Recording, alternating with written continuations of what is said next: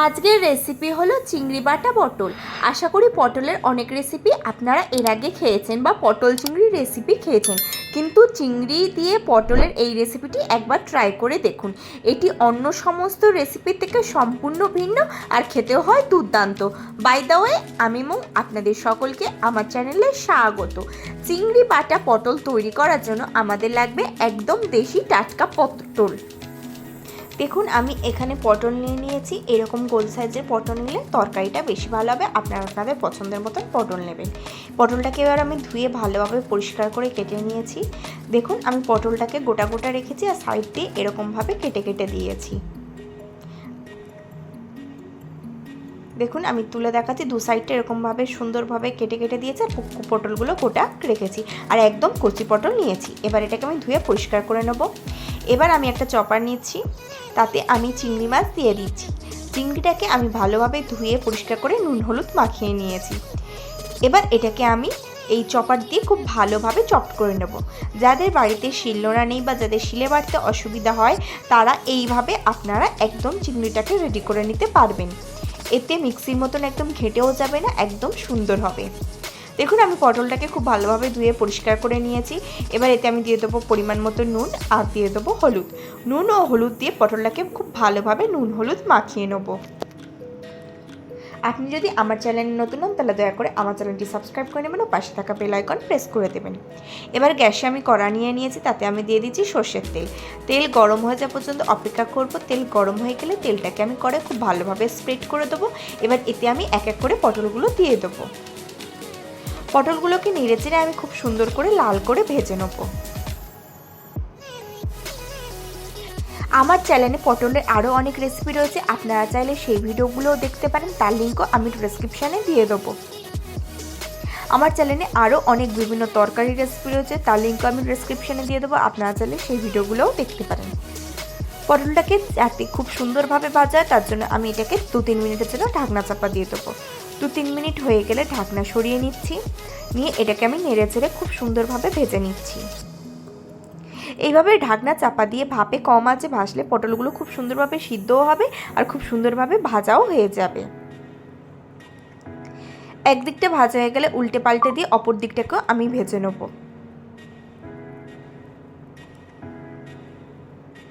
দিয়ে এটাকে আবারও কিছুক্ষণের জন্য ঢাকনা চাপা দিয়ে দেবো। আরও 3-4 মিনিট পরে আবারও ঢাকনা সরিয়ে নেব, নিয়ে পটলগুলোকে উল্টে পাল্টে খুব সুন্দর করে লাল করে ভেজে নেব। দেখুন, আমি খুব সুন্দর করে উল্টে পাল্টে সমস্ত পটলগুলোকেই লাল করে ভেজে নিচ্ছি।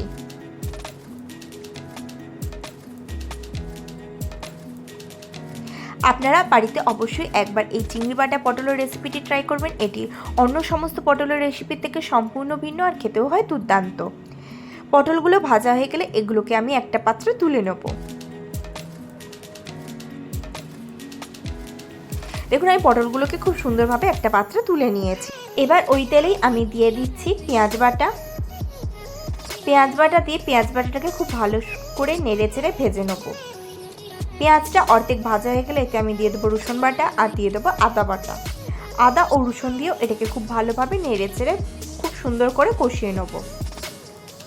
এটাকে আমি 2-3 মিনিট কষিয়ে নেওয়ার পর এতে আমি দিয়ে দেবো টমেটো। টমেটো দিয়ে আমি এতে নুন দিয়ে দেবো। নুন দিয়ে এটাকে খুব সুন্দরভাবে নেড়ে চেড়ে কষিয়ে নেব। টমেটো দিয়ে নুন দিলে টমেটোটা খুব তাড়াতাড়ি খুব সুন্দরভাবে গলে যায়। দেখুন, এটাকে খুব সুন্দরভাবে কষিয়ে নিচ্ছি। মশলাগুলোকে আমি ততক্ষণ কষিয়ে নেবো যতক্ষণ না এর কাঁচা গন্ধ চলে যায় এবং মশলাগুলো থেকে তেল ছেড়ে দেয়। দেখুন, খুব সুন্দরভাবে মশলা কষিয়ে নিয়েছি। এবার এতে আমি দিয়ে দেবো হলুদ গুঁড়ো, দিয়ে দেবো লঙ্কা গুঁড়ো আর দিয়ে দেবো কাশ্মীরি লঙ্কা গুঁড়ো। দিয়ে সমস্ত মশলাকে খুব ভালোভাবে কষিয়ে নেব। দেখুন, আমি সমস্ত মশলাকে খুব সুন্দরভাবে কষিয়ে নিচ্ছি। মশলাগুলো কষিয়ে নিয়েছি, তেল ছেড়ে দিয়েছে। এবার এতে দিয়ে দেবো সামান্য পরিমাণে জল। জল দিয়ে মশলার সাথে খুব সুন্দরভাবে জলটাকে কষিয়ে নেব।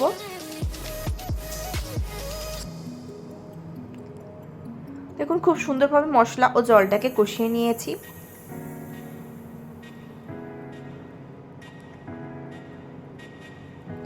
এবার এতে আমি দিয়ে দেবো ফ্যাটানো টক দই।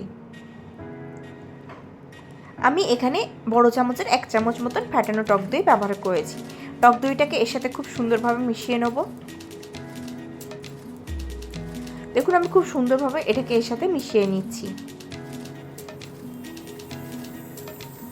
দেখুন সমস্ত মশলা খুব সুন্দরভাবে কষিয়ে নিয়েছি। মশলা থেকে খুব সুন্দরভাবে তেল ছেড়ে দিচ্ছে। এটাকে আমি আবারও 1-2 মিনিট কষিয়ে নেব। এবার এতে আমি আরেকটু মশলা ধোয়া জল দিয়ে দিচ্ছি, দিয়ে এটাকে খুব সুন্দরভাবে কষিয়ে নিচ্ছি। দেখুন আমি খুব সুন্দরভাবে কষিয়ে নিয়েছি এর সাথে। এই পর্যায়ে মশলাটা যখন খুব সুন্দরভাবে কষানো হয়ে যাবে তখন এতে আমি দিয়ে দেবো বেটে রাখা চিংড়ি। দেখুন আমি যে চিংড়িটা চপ করেছিলাম সেটা দিয়ে দিচ্ছি এতে, দিয়ে এর সাথে খুব ভালোভাবে মিশিয়ে নেব। নিয়ে এটাকে আমি খুব সুন্দর করে কষিয়ে নেব যতক্ষণ না চিংড়ির কাঁচা গন্ধ চলে যাচ্ছে এবং চিংড়িটা খুব সুন্দরভাবে ভাজা ভাজা হয়ে যাচ্ছে। দেখুন চিংড়িটা খুব সুন্দরভাবে কষিয়ে নিয়েছি এবং চিংড়ি সমস্ত ভাজা হয়ে গেছে এবং মশলা থেকে তেল ছেড়ে দিচ্ছে।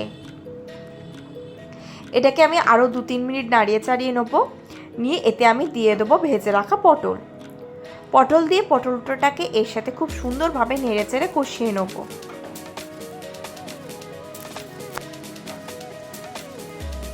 দেখুন আমি পটলটাকে খুব সুন্দরভাবে এর সাথে নেড়ে চেড়ে কষিয়ে নিচ্ছি।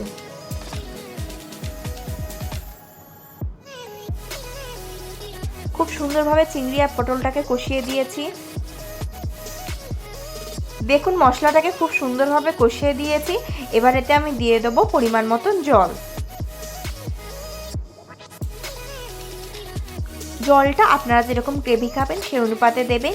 পটলটা যেহেতু চাপা দিয়ে ভাপে খুব সুন্দরভাবে ভেজেছি তাই পটলটা সিদ্ধ হতে খুব বেশি জল লাগবে না, তাই আমি আমার পরিমাণ মতন জল দিয়েছি। আপনারা যেরকম গ্রেভি খাবেন সেই অনুপাতে জল দেবেন। জল দিয়ে মিক্সারটাকে খুব ভালোভাবে এর সাথে মিশিয়ে নেব। দেখুন আমি খুব সুন্দরভাবে মিশিয়ে নিয়েছি। এই সময় গ্যাসের ফ্লেম হাই করে দেবো। গ্রেভিটা পুরোপুরি ফুটে যাওয়া পর্যন্ত অপেক্ষা করব।